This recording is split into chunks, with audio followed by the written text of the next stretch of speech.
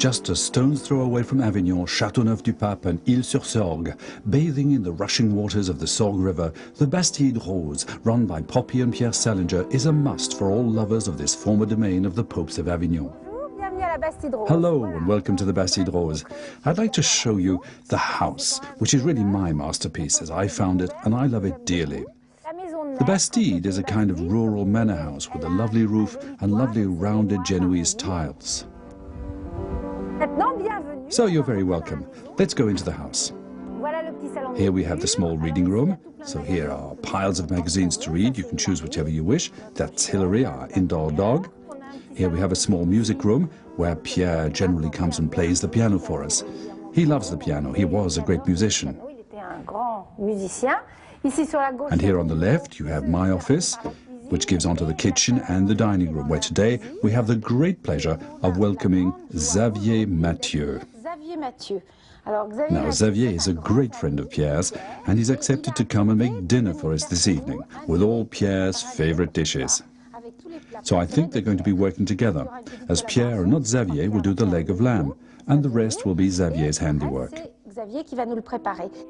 Now, I've tried to keep the interior of the house as much as it was when we first found it.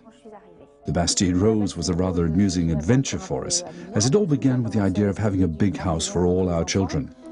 It was to have been in the United States, but then the real estate market in the US went wild. And as I was in Provence to see a friend, I started looking for a house. And you know, the estate agents here are terrible. But I found one who was so really nice, and he showed me 4 houses which exactly match what I was looking for. And amongst these 4 houses, there was the Bastide Rose. It wasn't called the Bastide Rose at the time, it was called the Marbrerie, the Marble Works. So it used to be a marble workshop, and so we decided on this option, and I came and settled here. Later, Alexandre came along and joined us, and that's been wonderful because Alexandre is very interested in cooking. Alexandre is my son, and he was trained in the main kitchen in the Ritz when he was younger. You've met Poppy, Xavier and Alexandre. Now here is the master of the house, Pierre Sallinger. Hello, how are you this morning? This is your coffee. Bonjour. Hello, how are you? This is the little Bastide Rose ritual. Pierre arrives, reads the paper, says a nice good morning to me, and I bring him his coffee, and he starts breakfast at 8:30. And as this is a non-smoking house, he smokes a cigar outdoors. Actually, it's the funniest thing I ever did with the Kennedys. It was 5 months after the Bay of Pigs. And suddenly, Kennedy called me into his office at about 5 p.m. and he said, "I need something very important." So I said, "What do you need, Mr. President?" And he said, "I need some Havana cigars." "How many do you need?" I said. 1,000, he answered. "And when do you need these cigars?" I asked. "Tomorrow morning," he answered. "You need to find them this evening." And so I got down to work, and when I returned to the office the following morning, Kennedy immediately called me into his office. "How did you do, Pierre?" he said. "I did very well," I replied. "How many cigars did you find?" 1,200, I said.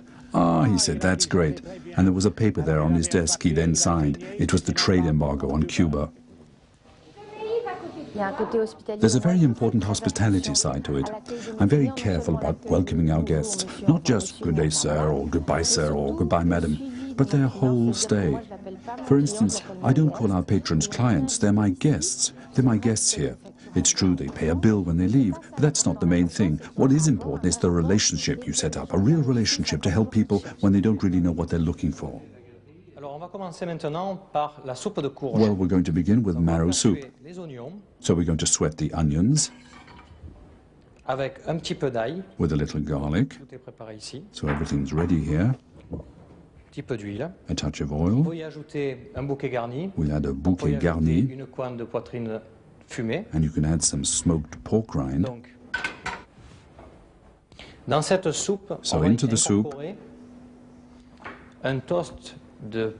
we're going to add some toasted pain d'épices, or spiced loaf, that we toast like ordinary bread. And then we'll have a layer of kaki fruit puree with balsamic vinegar, and this will be sweetened with some maple syrup. And on the toast, we'll place an escalope of pan-fried liver. Now, we got the kaki from a tree in Poppy and Pierre's garden, which is laden with fruit, all ripe and tasty. The soup is underway, and we're going to scoop out the kaki, which is not surprising here near Cavaillon, which is big melon country. There. The kaki are all ready, so we add the balsamic vinegar and the maple syrup, 3 centiliters of each, into the blender for 5 to 10 minutes. And now we must prepare the liver. I suggest pieces about this size. La préparation de kaki est prête. The kaki mixture is ready. Le pain d'épices est maintenant cuit. The pain d'épices is now cooked and sliced. Et nous allons terminer le velouté. And we'll now complete the cream of marrow soup. It's been cooked and we've blended it, so we just need to whip it up with a little cream. And you gradually mix in the pieces of butter and you let them melt in.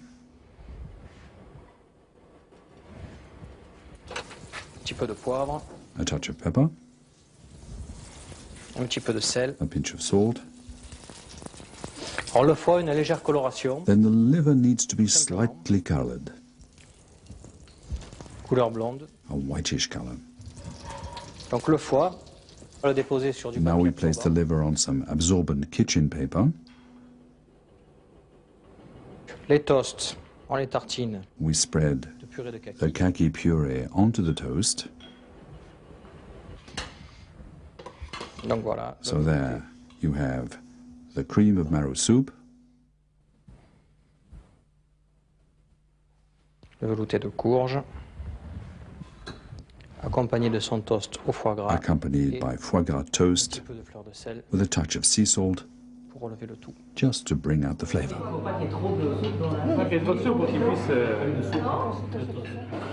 Poppy is not happy with simply receiving guests at her table. She'll also show you around Avignon.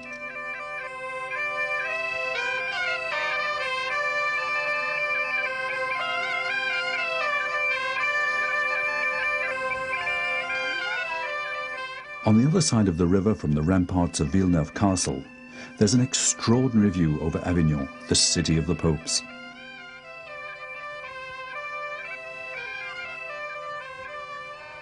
The architecture of the Papal Palace is never seen to such good advantage as at this time of year, when the light is mellow and the hustle and bustle of the theatre festival have long since subsided.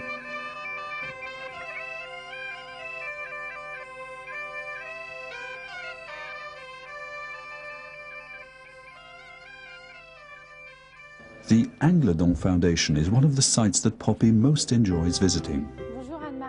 Hello, Anne-Marie. It's really nice of you to have us. It's really wonderful. So after admiring the superb city of Avignon with the Papal Palace, here we are at the Angledon Museum, located in a wonderful Avignon house, and which I'm particularly fond of, because here one can sense the colourful character of the people of Avignon. And with Anne-Marie's help, we'll be able to visit this beautiful house, and she'll also tell us a little about Van Gogh. So here we have a magnificent example of an 18th century Avignon house with a wrought iron banister, which I find extraordinary, with its perfect proportions bearing witness to the essence of the 18th century. Jacques Doucet, who founded the museum, brought together with great sensitivity works which he believed to be representative of the 20th century. So here we are in this 19th century room, in front of this rare painting by Van Gogh, showing the Paris-Lyon Mediterranean train, which brought Van Gogh to Arles in 1888. It's a modern subject, for which he used reeds to lay on the paint very thickly. This was a very early choice by Jacques Doucet, made at a time when he was selling his 18th century collection. He went on to choose other canvases by Cézanne and then Degas, works he bought directly from the painters. When I was young and penniless, I would go to Degas' studio, or Monet's, he would say. And then Doucet moved towards his contemporaries, artists like Picasso, from whom he bought charming little pieces in the Blue period. And here you have some cubist and figurative elements with the great cubist paintings, and notably the Demoiselle d'Avignon painting, which he hung very close to this Modigliani, which has remained here.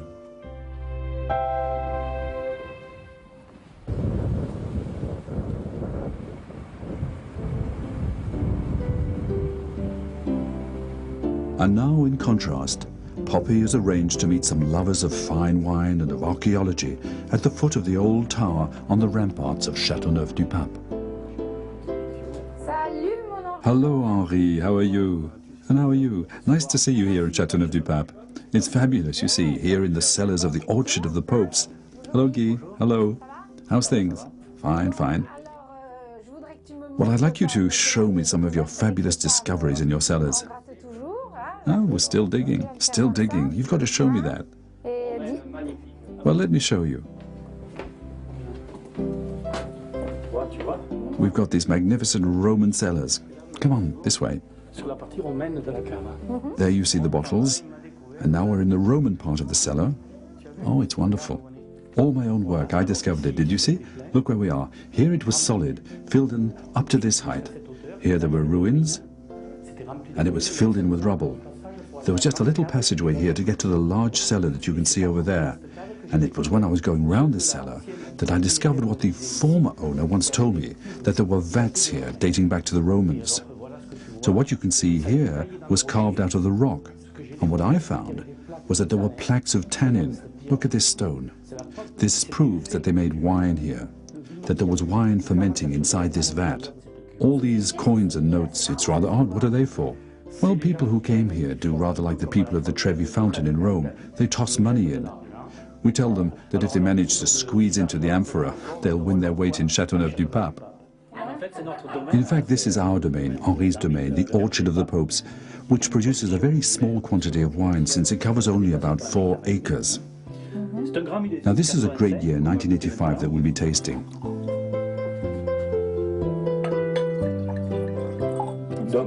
So here we have a wine which is over 15 years old.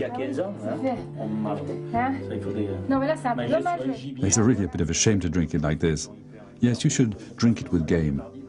The reflections are really beautiful. This was a late harvest wine, almost over mature. You can see the color. We will taste the more evolved notes which will start to emerge. It needs oxidation, lots of oxidation. We have wines which are rather special, every few meters or so. We have 13 in all. We obtain wines which are very different because the vine stocks are different. Between the earliest and the latest maturing vine stock, there's often a difference of a month at harvesting time. The pebbles play a very important role, these round stones which were deposited by the glaciers after the Jurassic period, when the glaciers melted. And as a result of these pebbles here at Châteauneuf-du-Pape, there's a very hilly area where we get wines which have a certain fullness, more naturally concentrated. In addition, the soil here is extremely poor. That's to say that the climatic conditions here in Châteauneuf are awful. In summer, it's like an oven. There are parts of Châteauneuf that are like the Gobi Desert. Don't go believing that you need a rich soil to make a rich wine. Quite the contrary. It's through this great suffering, what we call the breaking point, that you get the greatest vintages.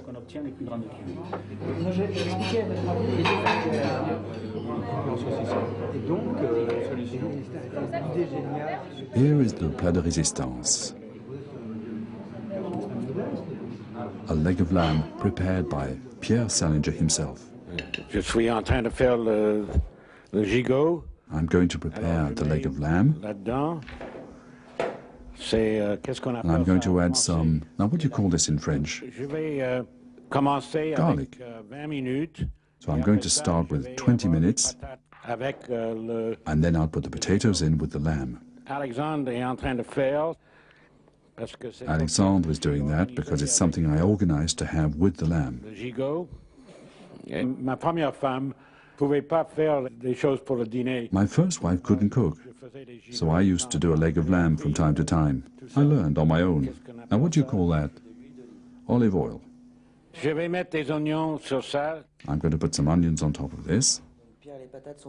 The potatoes are ready, Pierre? Oui, ça c'est quelque chose Yes, que je vais mettre en but I'll 20 put minutes. them in 20 minutes' time.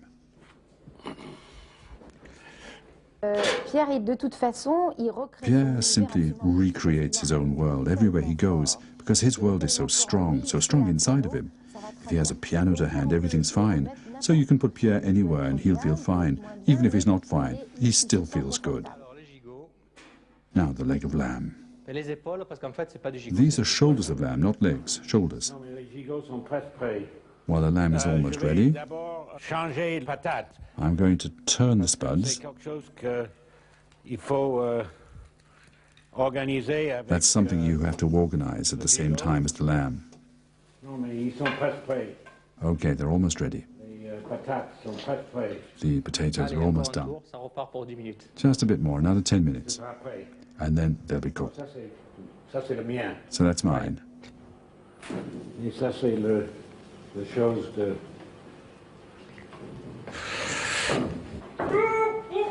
Oh là là. Oh la la.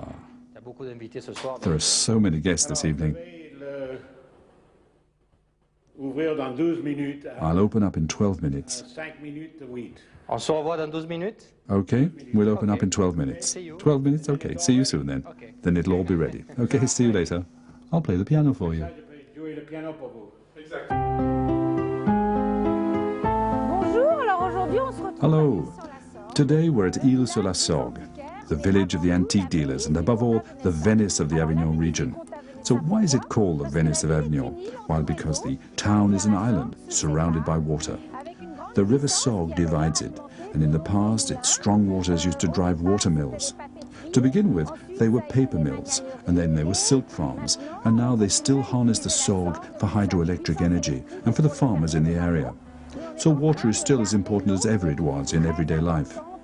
And thanks to a smart decision by the mayor, we now have 350 antique dealers in the town. So let's go and see Karine Mesureur after the little Sunday antique market. Karine Mesureur, après la petite brocante du dimanche. Comment ça va Karine, c'est bien? How are you, Karine? Fine. Ça va? Et à ce moment-là, tu as introduit Hugo. Why don't you introduce Hugo? He was very tiny when... Oh yes, Hugo was only 7 when he had his first stall in a market, then later in an antique center, and then he went on to buy his own shop. He sells a lot of things, but he has a passion for chairs. He simply loves chairs. He simply loves chairs, but you're specialized in the 18th and 19th century. That's got a Japanese look to it. Japanese, yes, but that piece dates from 1860. We've also got a wonderful living room with some period directoire chairs. I love those balls. And here we are at Michel Bean's, the former abode of Albert Gastier, the founder of all this extraordinary expansion of the antiques trade here at Île-sur-la-Sorgue. And Michel and Catherine have a veritable passion for anything to do with Provençal fabrics. And thanks to them, we've got to know the history and tradition of costumes in the Provence area.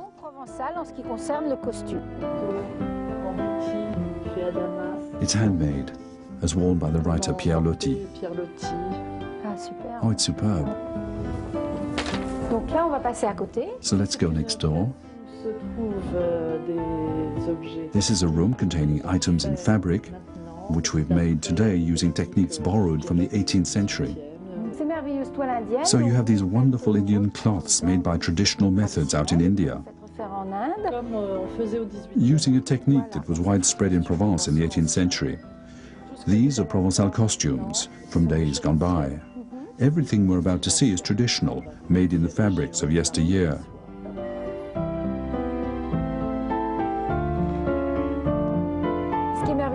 It's really wonderful. Thanks to all Michel's research and all these books that he's written, Provençal fabrics have developed a historical and anthropological dimension. He's done some really interesting work on the whole subject. Alors maintenant, on va préparer le So dessert. now we're going to prepare a dessert for this evening's dinner. A vanilla ice cream accompanied by honey madeleine. And this is Pierre's favorite dessert. Pierre, bien évidemment. Donc pour confectionner la glace à la So to make the vanilla ice cream, porter à ébullition first le of lait all, bring et la the crème milk and the cream to a boil. avec la vanille pour bien parfumer. And then you add the vanilla to give the flavor. Apporter à ébullition. So you bring it to a boil, Maintenant, les jaunes d'œufs et le sucre. and now we mix together the egg yolks and the sugar, Très fortement. On va and utiliser un we whip them batteur, vigorously. bien le faire à la main. I'm using a whisk, but you could just as easily do this by hand. The main thing is to get a nice homogeneous mixture. Et maintenant le batteur, ça va aller tout seul. And now with the whisk, no problem. Et la crème. The milk and the cream are now nice and hot, and we'll mix the two together. À feu doux. over a low flame pendant environ 7 à 8 minutes. for roughly 7 to 8 minutes. La glace à la vanille est cuite. Now the vanilla ice cream has been cooked, À l'aide d'une petite so we need to strain it through a small strainer or coarse muslin. You wait until the mixture cools down a little before placing it in the sorbet machine for 10 to 15 minutes to make the ice cream ready for tasting. And now the recipe for the honey madeleine. You need 200 grams of butter, which you pour into the honey. You have the egg whites, 6 egg whites, some icing sugar, flour, and ground almonds, Et la poudre d'amande, 90 grammes, about 90 grams of each. que l'on mélange. And you simply mix them together. Voilà, les blancs maintenant sont prêts. There, the whites are now ready. Donc, on incorpore tout simplement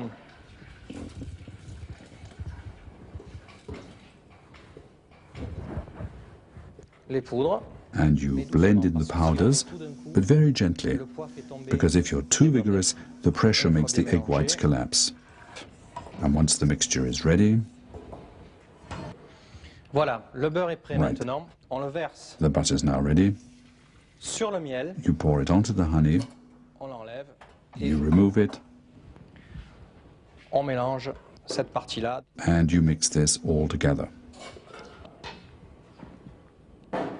Et là donc, il suffit d'incorporer les deux. You just need to blend the two together.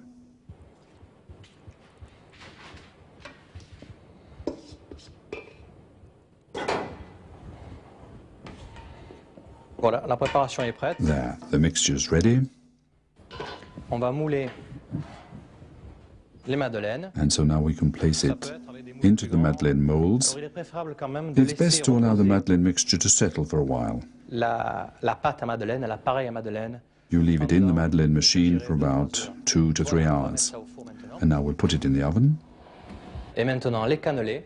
and now we'll make the Donc, biscuits. pour confectionner ces cannelés, il nous faut un To demi-litre de lait. make these biscuits, we'll need half a liter of milk, Les zestes d'orange hachés. we'll need some chopped orange rind, and some vanilla avec pods les graines, donc qui sont égrenées. with the seeds removed, 25 grammes de beurre 25 et grams of 30 butter, grammes d'amandes. and 30 grams of Ensuite, almonds. on mélange les 4 jaunes d'œufs. And then you les whisk 250 together the 4 egg yolks and the 250 grams of sugar,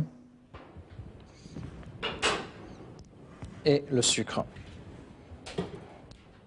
125 grammes de farine. 125 grams of flour, Le fait de mélanger les jaunes d'œufs battus déjà. and the fact of mixing the ready mixed egg yolks with the sugar and the flour using a spatula like this allows you to avoid getting lumps in the mixture. Alors du temps, on va profiter pour mélanger légèrement. Now we've got plenty of time, so we can use this to mix gently.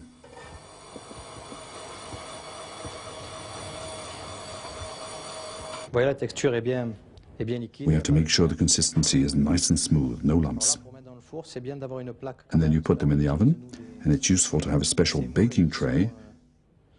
Des plaques exprès. We justement. use the molds and the trays which are non-stick. So let the mixture settle for 15 minutes, and as soon as the oven is ready, pop them in for half an hour, and there you are. Et voilà. J'étais né à San Francisco. I was born in San Francisco in 1925. Ma mère était française. My mother was French, Très rapide. so I picked up French very quickly. C'était en 1929. But that was back in 1929. And then there was the Wall Street crash, and my father lost his job in San Francisco, so we had to move to Toronto. Quand je suis arrivé à Toronto, And when we arrived in Toronto, I was 4.5, and my mother said then, "You need to learn the piano, so I'm going to find someone to teach you piano." piano.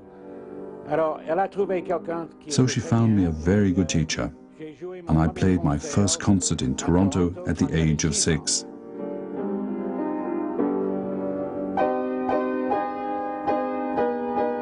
Quand j'avais 13 ans, When I was 13, I decided to compose something very interesting, but I didn't give it a title. donner le nom de ça. Et il y a 5 ans, But then 5 years ago, le 80 we celebrated the 80th birthday of Sarge Shriver, Sarge Shriver, who was with me at the White House. Et alors j'ai joué le jeu. So I played the piece for him. And when Sarge Shriver said to me, "What was that called?" I answered, C'est Shriver Love. "Shriver Love."